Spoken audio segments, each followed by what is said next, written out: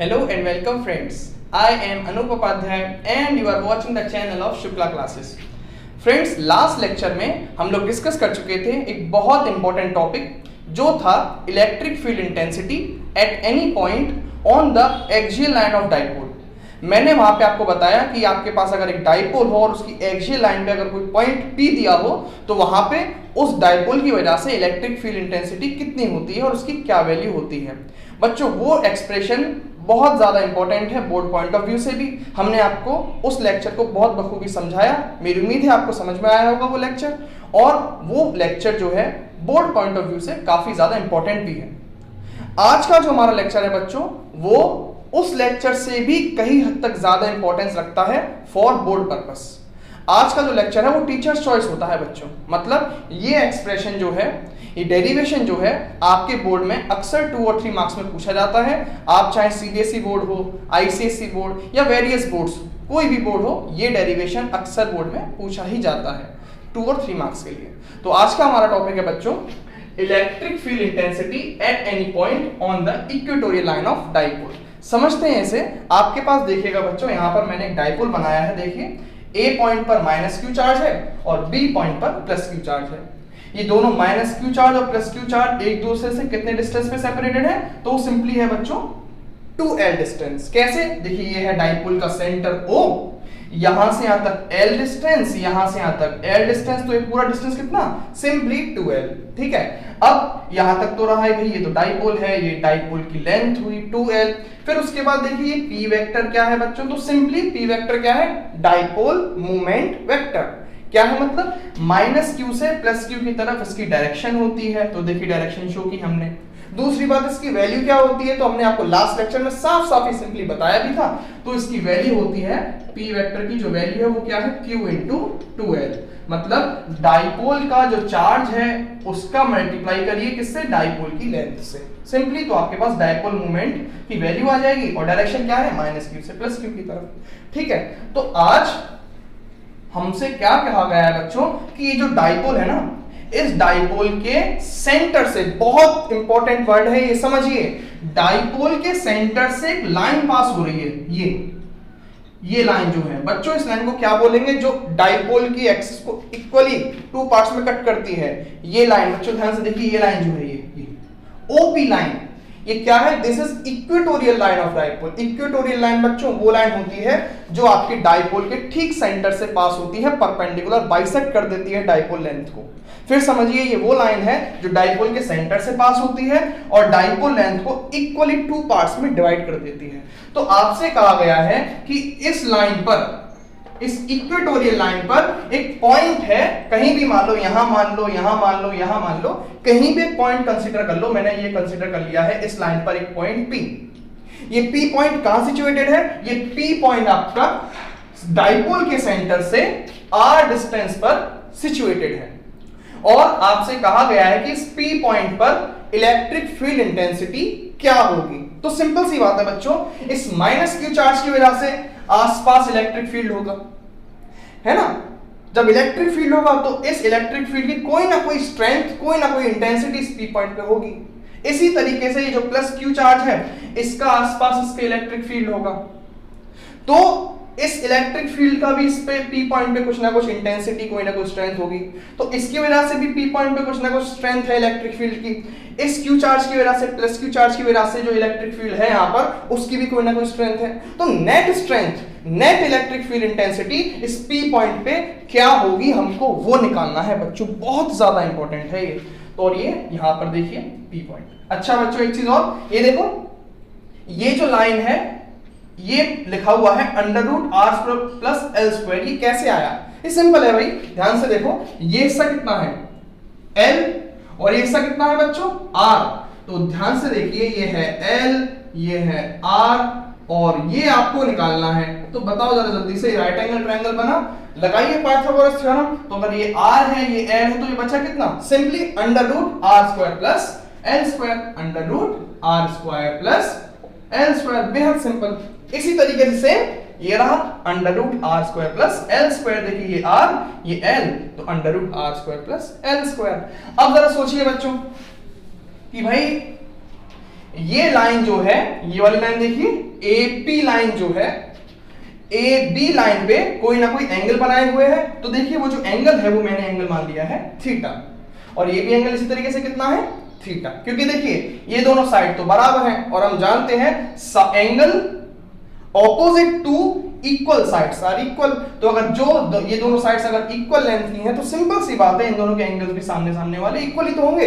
अगर ये थीटा है बच्चों तो ये भी कितना होगा, सिंपल थीटा। ओके, तो ये पूरे डायग्राम का डिस्क्रिप्शन मैंने आपको सिंपल वे में अब तक समझा दिया है इस डायग्राम में। अब आपको कोई भी प्रॉब्लम नहीं होनी चाहिए, क्योंकि जब ये एग्जाम में बोर्ड में पूछा जाता है बच्चों तो सबसे पहले टीचर आपके इस डायग्राम को चेक करेगा। डायग्राम सही है तो आप आगे कैलकुलेशन सही कर पाएंगे, नहीं तो दिक्कत होती है। ऐसा नहीं कि आप रट लिया आपने और एक्सप्रेशन लिख दिया, नहीं। टीचर सबसे पहले लुक जो देखता है वो बच्चे के डायग्राम से देखता है कि क्या इसने आगे का एक्सप्रेशन सही प्रोसीड किया है, क्योंकि डायग्राम सही होगा उसके हिसाब से वो कैलकुलेशन करेगा। जब डायग्राम ही गलत है तो कैलकुलेशन कैसे सही कर दिया, इसका मतलब आपने रटा है, वो चीज सबसे गलत है। ओके, तो जरा मैं इसको एक सिंपल वे में दिखा भी दूं आपको। ये देखिए बच्चों, यहां पे मैंने क्या कंसीडर किया है, देखो जरा। हाँ जी, तो देखिए ये आपके पास एक डाइपोल है सिंपल, और ये वो पॉइंट है P, ठीक है। ये जो P पॉइंट है ध्यान से देखिए, ये इसकी इक्वेटोरियल लाइन, देखिए जो इसके सेंटर से लाइन पास हो रही है, ध्यान से देखिए फिर दोबारा से, ये जो इसके सेंटर से लाइन पास हो रही है बच्चों, इस सेंटर से जो लाइन पास हो रही है जिसको मैं इक्वेटोरियल लाइन बोल रहा हूं, ये वो पॉइंट है जो वहां पर सिचुएटेड है। और ये डिस्टेंस कितना है यहां से सेंटर से डिस्टेंस, ये डिस्टेंस है बच्चों r। तो आई होप ये आपको डायग्राम क्लियर हुआ होगा। ये हमने सिंपल वे में यहाँ पे बना भी दिया है ताकि कोई प्रॉब्लम किसी तरीके से ना रहे। इस तरीके से डाइपोल रखा हुआ है, ये वो P पॉइंट है, और यहाँ पे आपको इलेक्ट्रिक फील्ड इंटेंसिटी बतानी है बच्चों, ठीक है। तो चलिए बहुत ज्यादा सिंपल है, इसे करके देखते हैं। हाँ जी, तो इसे लिखते हैं सबसे पहले। नाउ एग्जाम में जब आपके लिए लिखवाने को आएगा तो आप बिल्कुल इसी तरीके से जो मैं लिख रहा हूं वैसे लिखेंगे, आपको फुल मार्क्स मिलेंगे। स्टेप बाय स्टेप देखते चलते हैं। Now electric field intensity at point P due to charge placed at point A will be, बच्चों को क्या होगा, इलेक्ट्रिक फील्ड इंटेंसिटी मान लो बच्चों वो है E1, तो मान लीजिए वो है E1। तो E1 की वैल्यू क्या होगी, याद करिए इलेक्ट्रिक फील्ड इंटेंसिटी का फॉर्मूला क्या है, मान लो ये है चार्ज Q और ये है डिस्टेंस मान लो R, और P पॉइंट पे पूछूं तो क्या होगा formula, simple 1/4 pi epsilon naught Q upon R square. भाई ये तो फॉर्मूला है electric field at point P। Main charge रखो ऊपर, डिस्टेंस के स्क्वायर को रखो नीचे और डिवाइड कर दो, बात खत्म। चलिए तो अब यहां पर आ जाइए, इसी केस में जल्दी से फुर्ती से देखते हैं। हाँ भाई बताओ, P पॉइंट पर माइनस Q चार्ज की वजह से क्या इलेक्ट्रिक फील्ड इंटेंसिटी होगी, मान लो वो है E1, तो वो होगा 1/4 pi epsilon not. Okay, charge की वैल्यू कितना Q, डिस्टेंस कितना, A पॉइंट से P पॉइंट तक का डिस्टेंस कितना, सिंपल वो है ये रहा √r² प्लस l स्क्वायर। तो √r² प्लस l स्क्वायर का होल स्क्वायर। अच्छा बच्चों जल्दी से बताइए, तो ये क्या बन जाएगी वैल्यू, जरा देखो, अंडर रूट से ये स्क्वायर कैंसिल आउट हो जाएगा सिंपली। अच्छा एक बात रही, ये तो रही वैल्यू, सोचिए डायरेक्शन क्या होगी, जरा सोचो। डायरेक्शन के लिए क्या करते हैं, किसकी हेल्प लेते हैं, अब आएगा छोटू हमारे काम में, Q0 प्लस का छोटा सा चार्ज। बताओ ये इस माइनस Q की तरफ आएगा या इससे दूर जाएगा, अरे सिंपल सी बात है भाई, ये प्लस का चार्ज है और ये माइनस का चार्ज है तो इसकी तरफ ही तो आएगा, बात खत्म। तो ये इसकी तरफ ऐसे, okay, this is the direction of, बहुत ध्यान से देखिए बच्चों, एक एक स्टेप को क्लियर करिए। This is the direction of E1, बहुत ज्यादा जरूरी, this is the direction of E1। Okay चलो भाई ये हो गया, E1 हो गया है ना, इस तरीके से। हाँ जी, तो इसे क्या लिखोगे आप, P से A की तरफ या A से P की तरफ, तो आप सिंपली बोलोगे भाई ये चार्ज इस तरफ आ रहा है ऐसे, तो ये P से A की तरफ, तो आप लिख दोगे इसे along PA। तो हमने वैल्यू भी निकाल ली और डायरेक्शन भी निकाल ली। इसे और आसानी से सॉल्व करेंगे तो क्या लिख दूंगा मैं इसे, E1 की जो वैल्यू है वो है 1/4 pi epsilon naught Q upon R square plus L square और direction is along P A vector, simple. हाँ जी, देखिए स्क्वायर से रूट कैंसिल आउट हो गया। अब उसके बाद हम निकालेंगे बच्चों इस B वाले चार्ज की वजह से, जो B पॉइंट पे चार्ज रखा है प्लस Q, उसकी वजह से इस P पॉइंट पे क्या इलेक्ट्रिक फील्ड स्ट्रेंथ होगी, क्या इलेक्ट्रिक फील्ड इंटेंसिटी होगी, सिंपल निकालिए उसे। तो नाउ इसे बोल दो इक्वेशन नंबर 1, बहुत easy. Now electric field intensity at point P due to charge placed at point B will be, तो बच्चों सिंपल है भाई, वो हो जाएगा आपका इलेक्ट्रिक फील्ड, उसे E2 बोल देता हूं मैं, तो वो होगा 1/4 pi epsilon not. Main charge को रखो ऊपर और देखिए मेन चार्ज से ये डिस्टेंस कितना है B तक का, P पॉइंट तक का, तो वो सिंपल है भाई, √r² प्लस l²। हाँ जी, तो √r² plus l² whole square. जल्दी से बता दो बच्चों, अब जल्दी से बताइए डायरेक्शन क्या होगी इस P पॉइंट पे। तो फिर दोबारा किसकी हेल्प ली जाएगी, इस छोटू की। तो बताइए वो छोटू किस तरफ भागेगा। हाँ भाई, तो सिंपल है भाई, वो जो छोटू को अगर मैं यहां रख दूंगा तो वो छोटू प्लस का चार्ज उसकी तरफ तो आने से रहा, क्यों नहीं आएगा, ये प्लस का है ना, जाहिर सी बात है, तो ये इसकी तरफ तो आएगा नहीं। अरे भाई सिंपल है, तो फिर इससे दूरी तो जाएगा इस तरीके से, तो ये ऐसा, ये बहुत सही से बना दे इसे, E2, okay, this is the direction of E2। हाँ जी, तो this is E1, this is E2, okay. Along, जल्दी से बताओ क्या है ये, B से P की तरफ या P से B की तरफ, तो आप बोलोगे सिंपल है भाई, B से P की तरफ आगे बढ़ता है, अलोंग B P। हाँ जी, इसे सॉल्व कर लीजिए जल्दी से, तो क्या रिजल्ट मिलेगा, तो वो मिलेगा E2, वेक्टर साइन लगा दो, वेक्टर नहीं भूलना sign, 1/4 pi epsilon naught Q upon r² plus l²। देखिए रूट से स्क्वायर कैंसिल आउट हो गया, अलोंग, सिंपल अलोंग BP। ठीक है भाई, जल्दी से आप यहां तक स्क्रीनशॉट लीजिए, फिर मुझे आगे जल्दी से बढ़ने दीजिए, यहां तक कंप्लीट करिए। इक्वेशन नंबर 2 मान लो, अपनी कॉपी पे यहां तक लिखो, फिर मैं आगे बढ़ता हूं। ठीक है, स्क्रीनशॉट लीजिए। चलिए अब हम आगे बढ़ते हैं। मेरी पूरी कोशिश है बच्चों आप लोगों को एक बढ़िया से बढ़िया डेली कंटेंट प्रोवाइड करने की, जिससे आप लोगों की स्टडी ना रुक पाए। ओके, सो यहां तक हम लोगों ने लिख लिया है इसे, E1 निकाल लिया है, E2 निकाल लिया है। अच्छा बच्चों, अब जल्दी से मुझे बताओ, यहां तक E1 हो चुका है, E2 हो चुका है, अब नेट कैसे निकालेंगे, नेट इलेक्ट्रिक फील्ड इंटेंसिटी कैसे निकालेंगे हम लोग, बात वहां आ जाती है। तो जरा देखिए आप लोग यहां पर एक सिंपल सी बात बताइए भाई आप लोग, यहां हम लोग थोड़ी सी हेल्प क्लास 11 वेक्टर की लेंगे। भैया क्लास 11 का नाम मत लिया कीजिए, बड़ा डर लगता है ना, तो बस सिंपल वे में आपको बता दूंगा, कोई दिक्कत नहीं होगी वहां पर। देखिए बच्चों ध्यान से बताओ मुझे, अगर ये थीटा है तो ये एंगल कितना होगा, ये वाला जरा मुझे जल्दी से बताओ, अगर ये थीटा है तो ये एंगल कितना होगा। जरा देखिए, एक ये लाइन, एक ये लाइन, अगर आप विजुअलाइज ना कर पा रहे हो तो जरा देखते हैं, ये लाइन आ गई ये वाली। अब जरा मुझे जल्दी से बताओ, अगर ये एंगल थीटा है तो ये कितना होगा भाई, ये एंगल थीटा है तो ये एंगल कितना होगा, सिंपल, ये भी तो एंगल थीटा ही होगा भाई। क्यों होगा ये वाला एंगल थीटा, कौन सा एंगल्स है ये, simple alternate angles, okay, alternate interior angles. अच्छा ठीक है भाई, तो ये हो गया थीटा। एक बात और बताओ मुझे, अगर ये थीटा है तो ये एंगल कितना होगा, विजुअलाइज करते हैं, फिर दोबारा बनाओ, एक लाइन ये, एक लाइन ये, ठीक है भाई, ये रही वो लाइन, ये रही भाई ये, ठीक है, ये एंगल थीटा अंदर वाला, चलो ये एंगल थीटा, तो ये एंगल कितना बता दो भाई, ये एंगल कितना, कौन सा एंगल है ये दोनों याद करिए। तो सिंपल बच्चों ये है कॉरेस्पॉन्डिंग एंगल्स, तो अगर ये थीटा तो ये एंगल भी कितना हो जाएगा, थीटा कौन सा एंगल है, कॉरेस्पॉन्डिंग एंगल, तो ये एंगल भी कितना, सिंपल थीटा।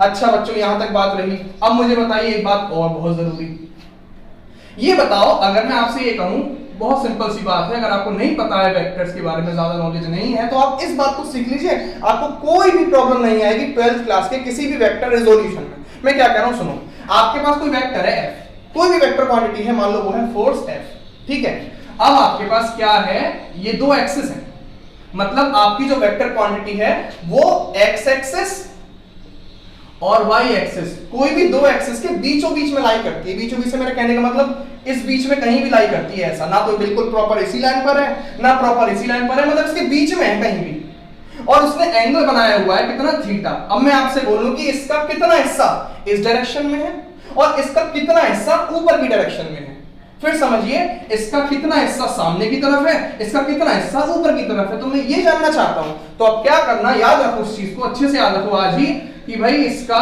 जो हिस्सा सामने की तरफ है, मतलब इस पेरेंट वेक्टर का ये जो एफ वेक्टर इस तरीके से है, इसका कितना हिस्सा थीटा की साइड में है, तो वो होगा बच्चों एफ कॉस थीटा, और इसका कितना हिस्सा ऊपर की तरफ होगा, तो ये है इस तरीके से एफ साइन थीटा। फिर सुनो, पेरेंट वेक्टर का कितना हिस्सा थीटा की साइड, तो वो है एफ कॉस थीटा, याद रखिए, और एफ कॉस थीटा के परपेंडिकुलर आएगा एफ साइन थीटा। ठीक है, अब सुनो, एफ कॉस थीटा और एफ साइन थीटा इस तरीके से होंगे, बहुत ध्यान से, इस तरीके से होंगे कि वो अपने पेरेंट वेक्टर को घेर लेंगे। मतलब देखिए ये वेक्टर इससे और इससे घिर चुका है, ये दोनों ने ऐसे बीच में घेर लिया है, इन दोनों के बीच में आया है ये वाला वेक्टर। फिर समझिए, पेरेंट वेक्टर अपने दोनों हिस्सों के हमेशा बीच में रहेगा, याद रखोगे इस चीज को। ठीक है, पेरेंट वेक्टर के साथ अगर थीटा है तो उस साइड में कौन आएगा, कॉस थीटा, और उसके परपेंडिकुलर डायरेक्शन में कौन सा आएगा, साइन थीटा, और दोनों का काम अपने पेरेंट को घेर लेना है, बस इतनी सी बात। और यहां देखिए अप्लाई करते हैं इस चीज को। चलिए भाई जल्दी से बताइए, दिस इज E2, तो बताओ जल्दी से, E2 है और ये है थीटा, तो यहां क्या आएगा, याद करिए, अभी बताया था जस्ट अभी, E2 का कितना हिस्सा थीटा की साइड होगा, तो वो होगा सिंपल E2 cos थीटा या sin theta, simple E2 cos theta. तो E2 का कितना हिस्सा थीटा की तरफ, E2 cos थीटा।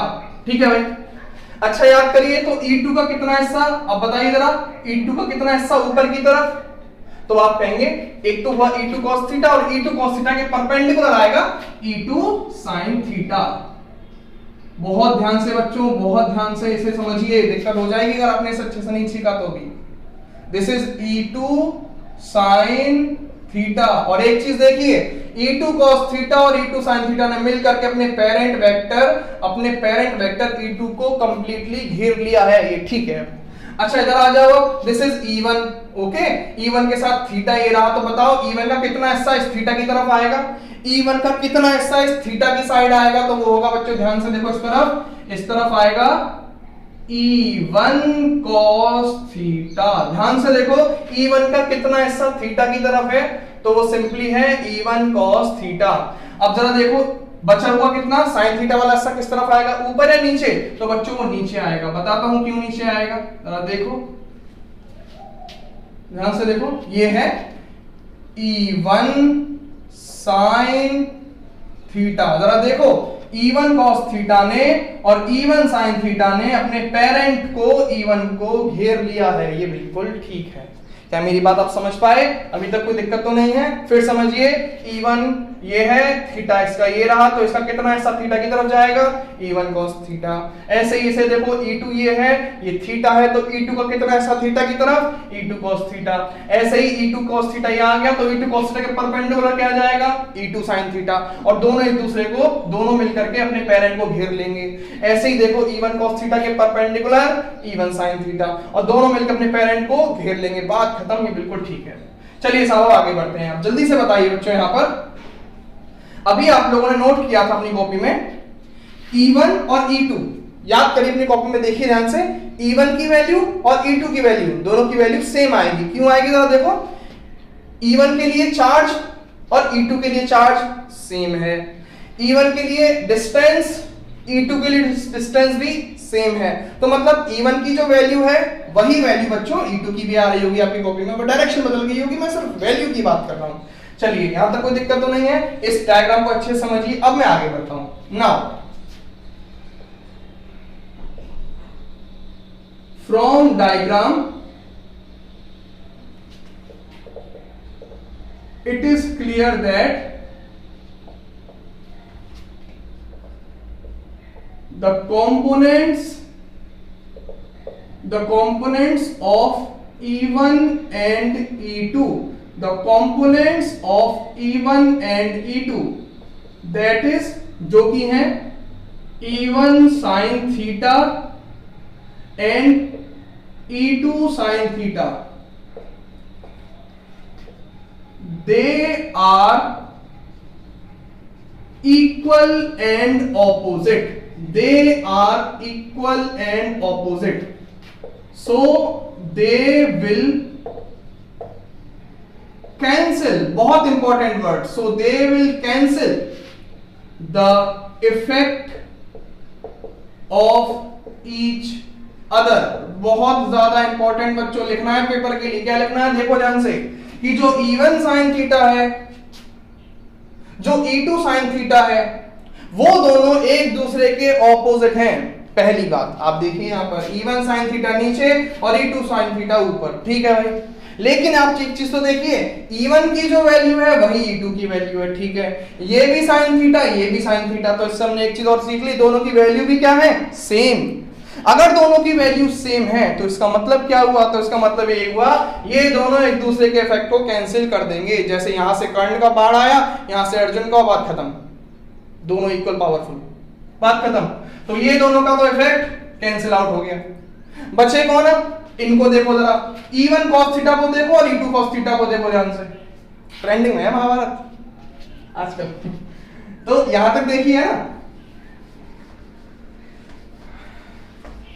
यहां तक की तो बात हो गई बच्चों। ये लिखना है पेपर में, आपको छोड़ना नहीं है, ऐसे नंबर कट जाएंगे।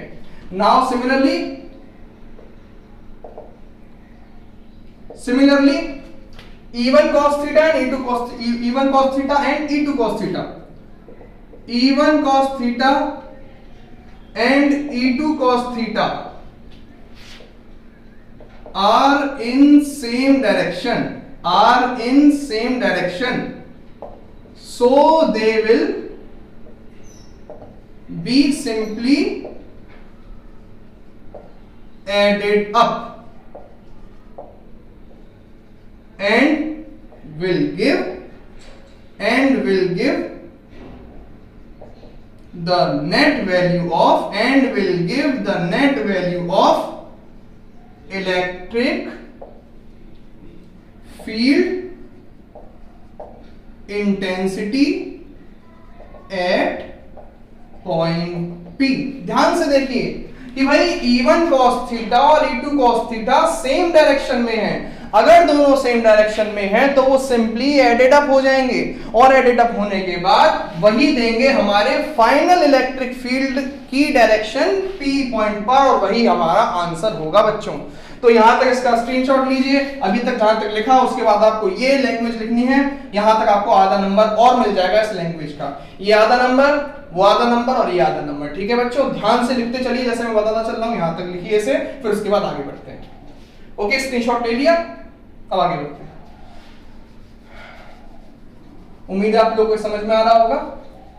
अब यहां पर इसे एंड करते हैं बच्चों जल्दी से। अब ये सिंपल है, अब इसमें कुछ भी नहीं है, ध्यान से देखो। Now oh very good, now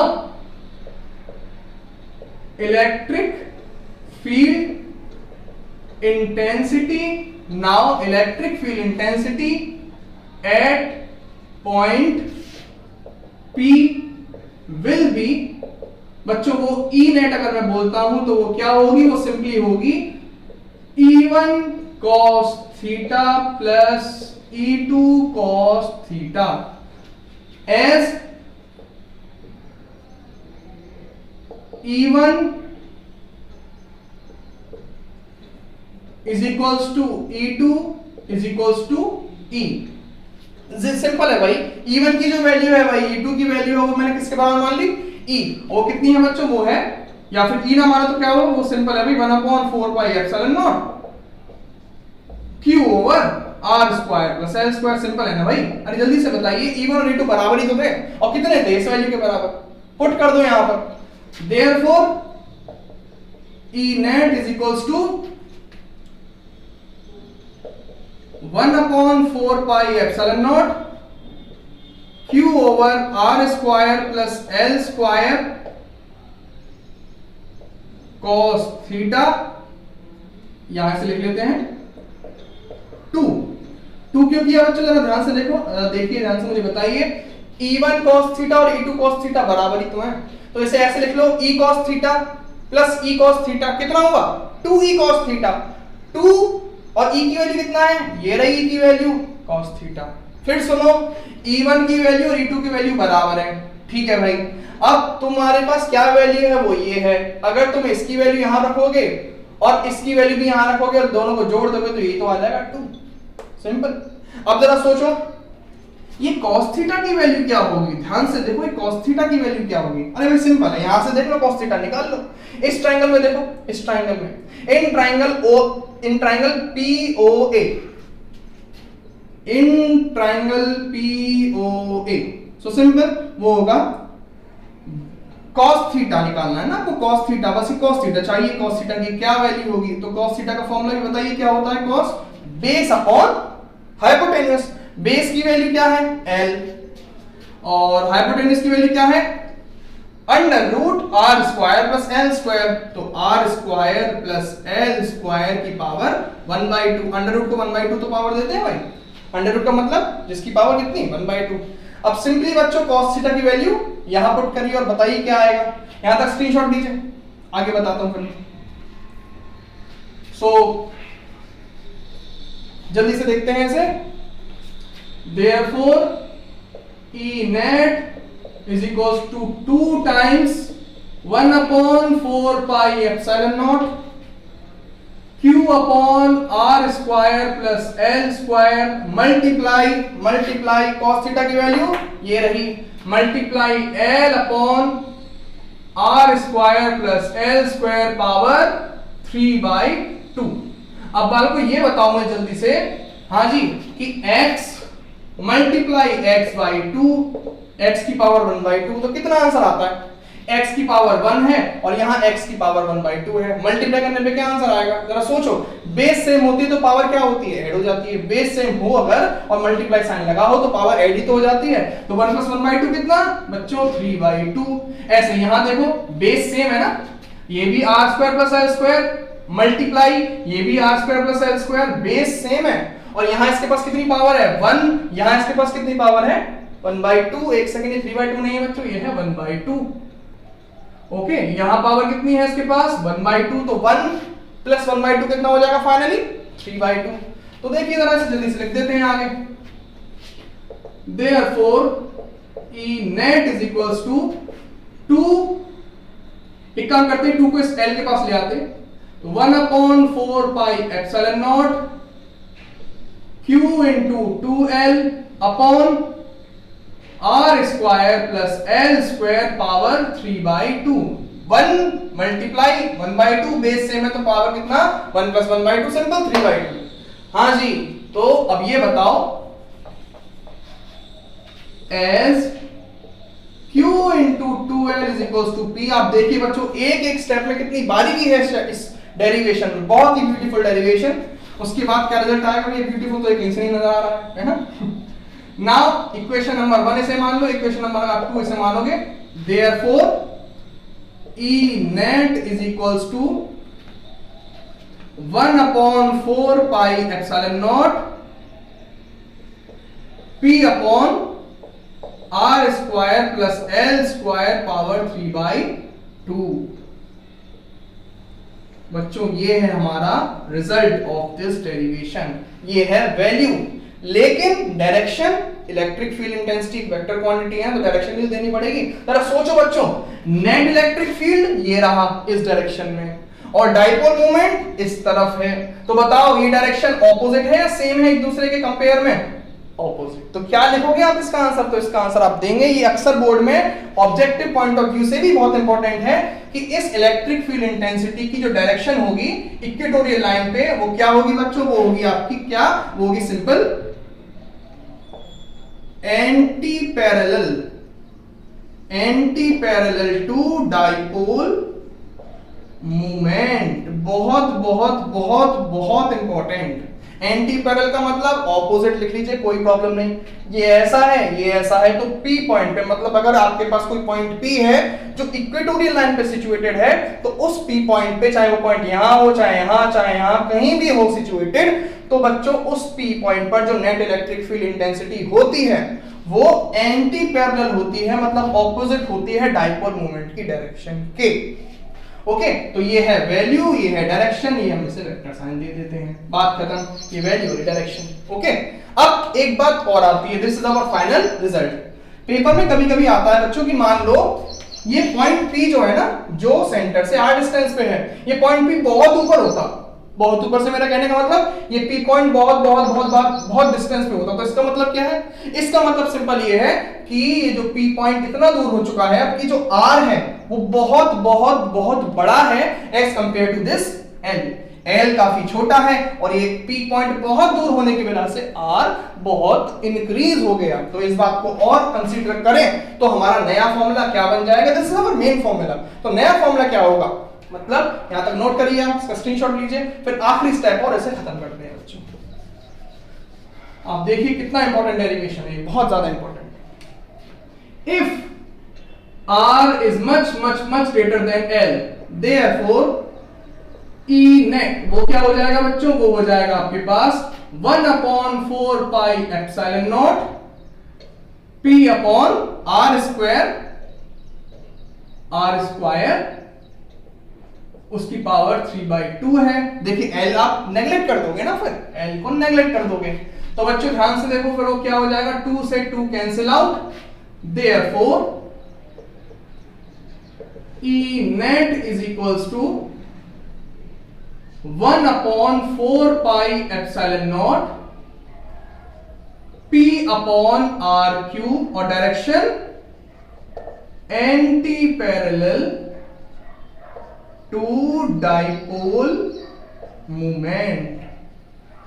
बच्चों ध्यान से देखिए, ये है हमारा फाइनल रिजल्ट, बहुत ज्यादा इंपॉर्टेंट। ये विदाउट केस, ये विद केस। तो यहां से हमने क्या सीखा? जैसे जैसे डाइपोल मोमेंट किसी डाइपोल का बढ़ता है, वैसे वैसे उसका इलेक्ट्रिक फील्ड इंटेंसिटी भी बढ़ती चली जाती है। इसीलिए तो डाइपोल मोमेंट पढ़ते हैं हम लोग। Dipole moment, what is the physical significance of dipole moment? It simply tells about the effectiveness of a dipole, बहुत ज्यादा इंपॉर्टेंट। फिर देखिए इलेक्ट्रिक फील्ड इंटेंसिटी और डिस्टेंस का क्या रिलेशन, कि जैसे जैसे आपका पॉइंट दूर जाता जाएगा आपके डाइपोल से, वैसे वैसे इलेक्ट्रिक फील्ड इंटेंसिटी घटते चली जाएगी। मतलब अगर आपका पॉइंट पहले से डबल डिस्टेंस पे हो गया, तो इलेक्ट्रिक फील्ड इंटेंसिटी उस पॉइंट पे पहले के कंपैरिजन में 1/8 टाइम्स डिक्रीज हो जाएगी। देखिए डिस्टेंस डबल तो इलेक्ट्रिक फील्ड